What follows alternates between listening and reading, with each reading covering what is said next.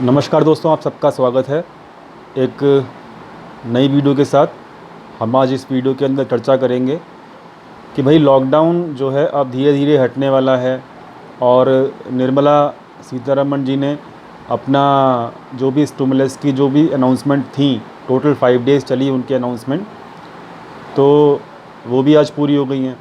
तो बहुत सारे लोगों के माइंड में ये सवाल चल रहा है कि अब बाज़ार किस तरीके से रिएक्ट करेगा अनाउंसमेंट ओवर होने के बाद, और जो लॉकडाउन धीरे धीरे ओपन होगा अब, क्योंकि आज 17 है तो डेफिनेटली कुछ लिमिटेशंस जो हैं हटेंगी, यहाँ पर रिस्ट्रिक्शंस जो हैं हटेंगी लॉकडाउन की। तो किस तरीके से इम्पैक्ट पड़ेगा उस चीज़ का, तो इस वीडियो के अंत तक आपको समझ में आ जाएगा कि जो बड़े प्लेयर्स होते हैं, जो मार्केट को एक्चुअली चलाते हैं, जिनको एफआईआई बोलते हैं या जिनके पास बड़ा पैसा होता है, प्रोप्राइटर्स होते हैं, जो मार्केट को ड्राइव करते हैं, वो किस तरीके से एनालिसिस करते हैं, किस तरीके से सोच रखते हैं स्टिमुलस जो अनाउंस हुआ है उसके बारे में। और जो लॉकडाउन ओपन होगा अब धीरे धीरे स्लोली जो इकनॉमी को रिवाइव या इकनॉमी को ओपन करने की जो बात की जा रही है, उसका इम्पैक्ट वो किस तरीके से एनालिसिस करते हैं। तो इस वीडियो को लास्ट तक देखिएगा। मैं उम्मीद करता हूँ कि आपको आपके सवाल के जवाब, बहुत सारे सवालों के जवाब मिलेंगे आपको। तो उम्मीद करता हूँ कि आपको ये वीडियो पसंद आएगी और बहुत इंटरेस्टिंग बातें मैं आपको बताऊँगा, लास्ट तक ज़रूर देखिएगा। तो सबसे पहले बात करते हैं हम स्टिमुलस पैकेज की।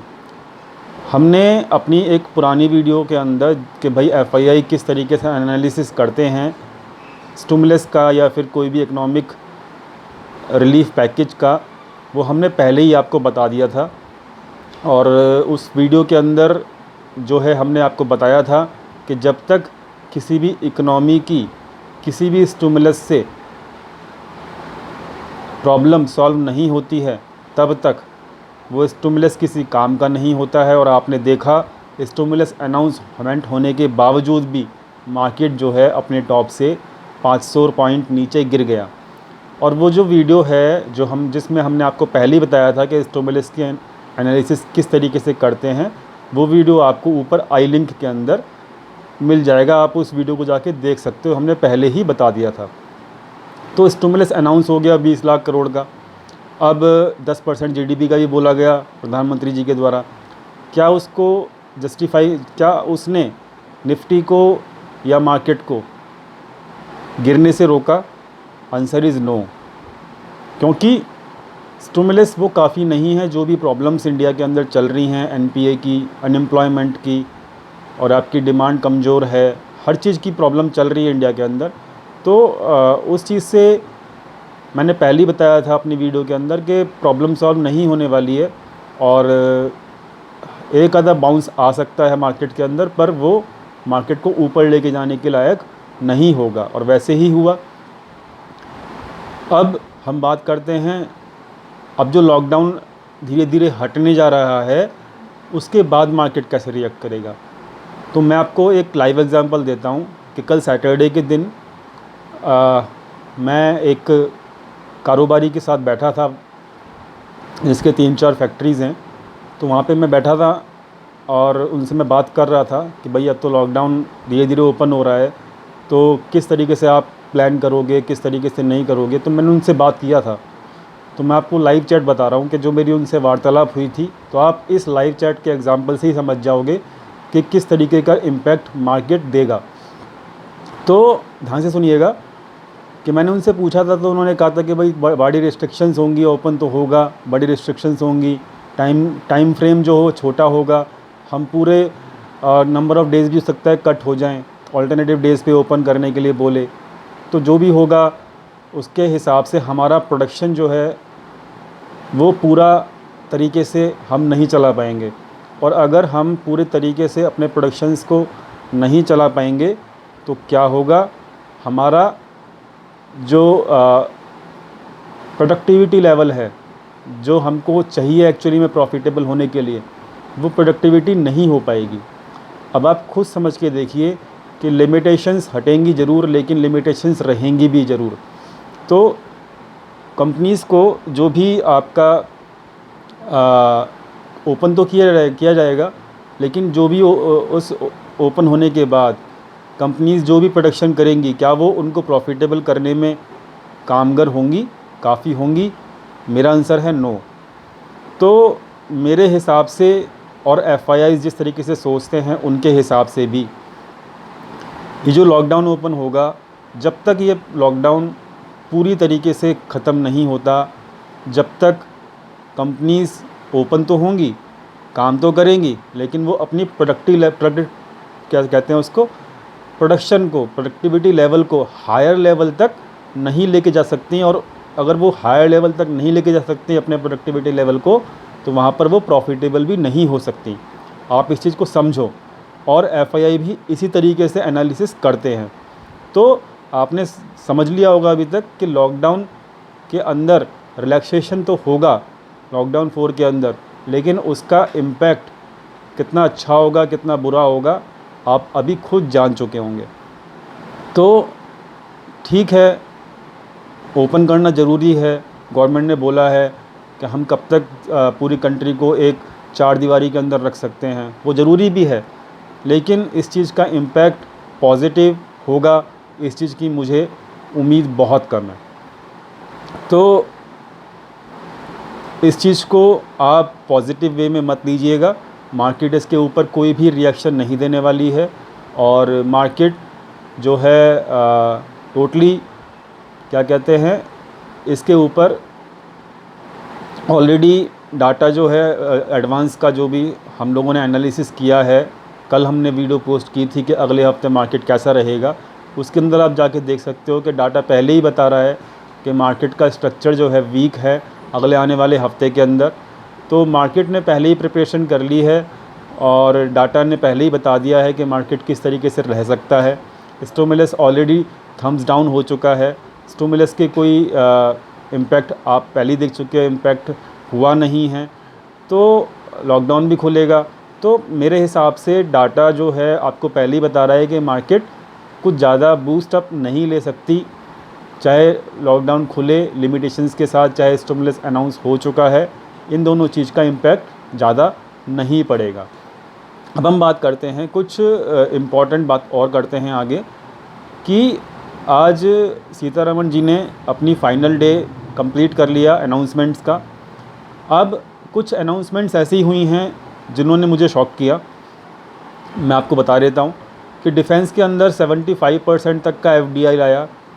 अब कुछ लोगों के मैसेज आए मेरे पास कि एफडीआई अनाउंस हो गया, 75% तक की लिमिट बढ़ा दी गई है।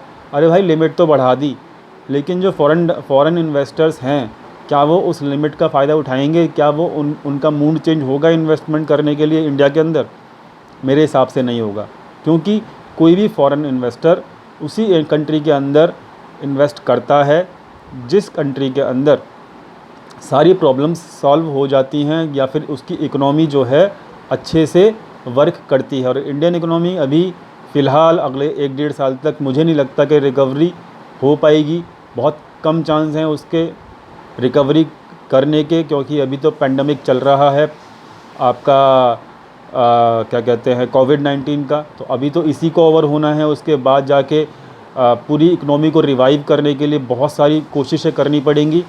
तो अभी बहुत जल्द बाजी होगी इस चीज़ को कहने के लिए कि इकोनॉमी रिवाइव होगी, मार्केट रिवाइव होगी, तो इसमें टाइम लगेगा। और जब तक इसमें टाइम नहीं लगेगा, जब तक कोई भी एफडीआई के अंदर आप कितनी भी लिमिट बढ़ा दो, आप चाहे उसको 100% कर दो, उसका कोई इम्पैक्ट नहीं पड़ सकता, क्योंकि इन्वेस्टर्स को एक अच्छी इकोनॉमी के अंदर पैसा लगाने का मन होता है, ना कि उस इकोनॉमी के अंदर पैसा लगाते हैं वो लोग कि जहाँ पर चारों खाने चित होती है इकोनॉमी। और इंडियन इकोनॉमी की हालत इस वक्त बहुत ज़्यादा ऑलरेडी ख़राब है, हम सब लोग जानते हैं। तो डिफेंस के अंदर 75% किया गया। कोल सेक्टर के अंदर भी काफ़ी रिलैक्सेशन दिया गया। तो ये सब जो अनाउंसमेंट हो रही हैं फाइनेंस मिनिस्टर के द्वारा, इसका लॉन्ग टर्म इम्पैक्ट हाँ पड़ सकता है, लॉन्ग टर्म इम्पैक्ट पड़ सकता है कि भाई चलो ठीक है, जब इकोनॉमी रिवाइव होगी तो ये अनाउंसमेंट्स के हेल्प से लॉन्ग टर्म में जाके कुछ फॉरेन इन्वेस्टर्स आ सकते हैं, लॉन्ग टर्म में जाके कुछ इन्वेस्टमेंट्स हो सकती हैं और वहाँ पर लॉन्ग टर्म इम्पैक्ट थोड़ा बहुत पड़ सकता है, लेकिन फ़िलहाल शॉर्ट टर्म व्यू जो भी ये अनाउंसमेंट हो रही हैं उसके लिए शॉर्ट टर्म व्यू में कोई भी चांस नहीं है कि मार्केट उसको बूस्टअप ले सके। पहली चीज़ तो आप ये चीज़ समझिए। अब आज जो अनाउंसमेंट हुई, आज जैसे कि संडे है, आज जो अनाउंसमेंट हुई है मुझे बहुत ज़्यादा मतलब क्या कहते हैं, सरप्राइज़ तो मैं नहीं हूँ, मुझे पता था ऐसा हो सकता है। मैंने पहले ही एनालिसिस किया हुआ था अपने माइंड के अंदर कि अब चांसेस कुछ है नहीं गवर्नमेंट के पास तो ऐसा कर सकती है। तो गवर्नमेंट ने ठीक वैसे ही किया। गवर्नमेंट ने क्या किया, फाइनेंस मिनिस्टर आई, उन्होंने अनाउंसमेंट किया कि बहुत सारे पब्लिक सेक्टर जो हैं उसके अंदर अब प्राइवेट कंपनी आ सकती हैं, वहाँ पर काम कर सकती हैं। इट मीन्स कि अब जो है प्राइवेटाइजेशंस की तरफ जोर बहुत तेज़ी से होगा इकोनॉमी के अंदर। और फाइनेंस मिनिस्टर ने बोल दिया है साफ क्लियरली कि वहाँ पर अब जो है बहुत कम सेक्टर ऐसे होंगे जिनको पब्लिक रखा जाएगा, यानी कि गवर्नमेंट के हाथ में रहेंगे वो सेक्टर। जो मेजर सेक्टर रहेंगे वही रहेंगे केवल, बाकी सारे सेक्टर्स को अब प्राइवेटाइजेशन करने का एक जिम्मा उठा लिया है गवर्नमेंट ने, क्योंकि अब गवर्नमेंट के पास ऑलरेडी पैसे नहीं बचे। और गवर्नमेंट ऑलरेडी, मैंने एक न्यूज़ अपने टेलीग्राम चैनल के ऊपर शेयर किया था कि government is going to take the 12 lakh crore rupees as a borrow, मतलब बोरो करेगी वो फॉरेन कंट्रीज़ से अब कंट्री को चलाने के लिए इस साल। तो already government is out of the money और गवर्नमेंट के पास डिसइन्वेस्टमेंट के अलावा अब कोई चारा है नहीं। तो धीरे धीरे आप देखिएगा कि जिस भी सेक्टर के अंदर डिसइन्वेस्टमेंट अलाउड होगा उस सेक्टर के अंदर एफडीआई एक बेयरिश व्यू रखेंगे, क्योंकि हमने देखा है कि जब बीपीसीएल के अंदर फर्स्ट हमने देखा था कि 5 से 6 महीने पहले गवर्नमेंट ने कहा था कि हम 13 कंपनियों को जो कि पब्लिक सेक्टर की हैं उनको डिसइन्वेस्टमेंट करेंगे। उनकी प्रक्रिया शुरू की थी उन्होंने 6-7 महीने पहले, और पहला का नाम था किसका, बीपीसीएल का। तो जब हमने देखा था कि वहाँ पे बीपीसीएल के अंदर डिसइन्वेस्टमेंट की न्यूज़ आई थी, तब हमने देखा था कि बीपीसीएल का प्राइस का स्टॉक प्राइस जो है उसका बीपीसीएल का वो बहुत तेज़ी से नीचे गिरा था। तो ये एक अच्छी बात नहीं होती है। ये जो डिसइन्वेस्टमेंट की न्यूज़ आती है कभी भी, या फिर प्राइवेट सेक्टर को इनवाइट किया जाता है या प्राइवेटाइजेशन किया जाता है किसी भी पब्लिक सेक्टर का, तो ये जो न्यूज़ होती है इसको बड़े प्लेयर्स जो या फिर जो एफआईआईज़ होते हैं जो मार्केट को ड्राइव करते हैं नेगेटिवली लेते हैं। ये क्यों लेते हैं नेगेटिव, मैं आपको इसका रीज़न बता देता हूँ कि इसका जो डायरेक्ट जो सिग्नल जाता है माइंड में बड़े प्लेयर्स के, उनके ये सिग्नल जाता है कि भाई अब जो गवर्नमेंट है that is not capable of running their public sectors, ठीक है। और इसका मतलब ये है कि उनके अंदर कैपेबिलिटी नहीं है गवर्नमेंट के अंदर, और वहाँ पर जो है डिसइन्वेस्टमेंट या प्राइवेटाइजेशन जो किया जा रहा है पब्लिक सेक्टर का, तो इट मीन्स कि वहाँ पर दे आर मतलब द गवर्नमेंट जो है they are out of money. तो अगर ऐसा स्थिति उत्पन्न होती है तो इट मीन्स कि it is the negative signal for the big players, और बिग प्लेयर्स इसको इस तरीके से ही एनालिसिस करते हैं।